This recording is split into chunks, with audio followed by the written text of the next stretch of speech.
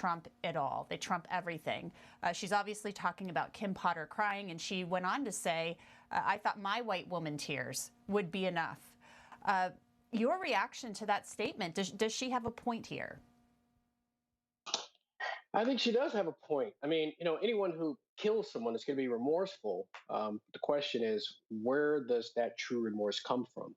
Our justice system is very fragmented, and unfortunately, people if you come from a certain neighborhood, sometimes you're convicted at a higher rate.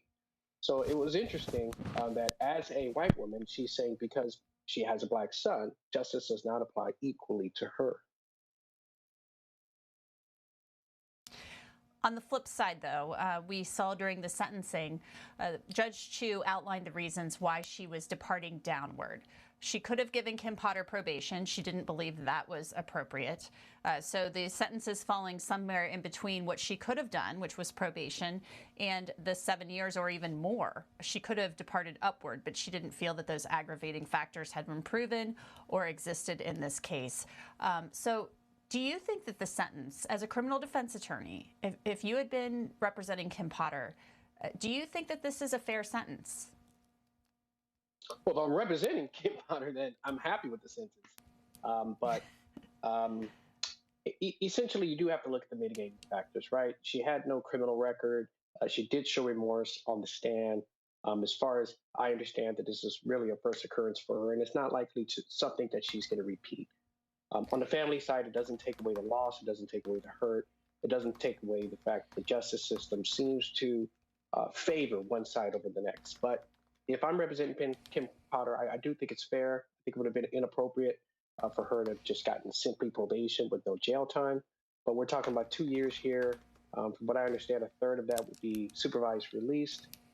If I'm representing her, I think it's a fair outcome. And Judge Chu did outline the reasons why. She went through the 4 factors that incarceration is supposed to address. Those are rehabilitation, incapacitation, retribution. And there was one more that I'm forgetting here. And really, they said she doesn't have a danger of reoffending. Judge Chu said that. She was a law-abiding citizen until this happened. And, she didn't have any marks on her record. So Judge Chu felt that this was an appropriate case. She actually compared it to Derek Chauvin's case. She said, this is not a case where a cop, kneeled on someone's neck for 9 minutes as they gasped for air and murdered them. She said, this wasn't a murder. This was a manslaughter. So I found it interesting that she addressed that when trying to explain her decision. What were your thoughts about that, Stephen? I mean, I think the judge is well within her province to compare the 2 cases. Essentially, those are the factors that are involved. Is this somebody that's likely to reoffend? Is she even going to have access to a weapon once she is done serving her sentence?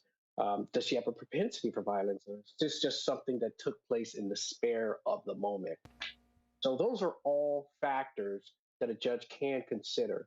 And I think the judge, within her province, fairly and adequately sentenced Ms. Potter. Definitely. Well, Stephen, I am going to take a break, so stay with us, and we want the viewers to stay with us too. So you stay with us as we take this quick break. We'll be right back. A lot to talk about. You're watching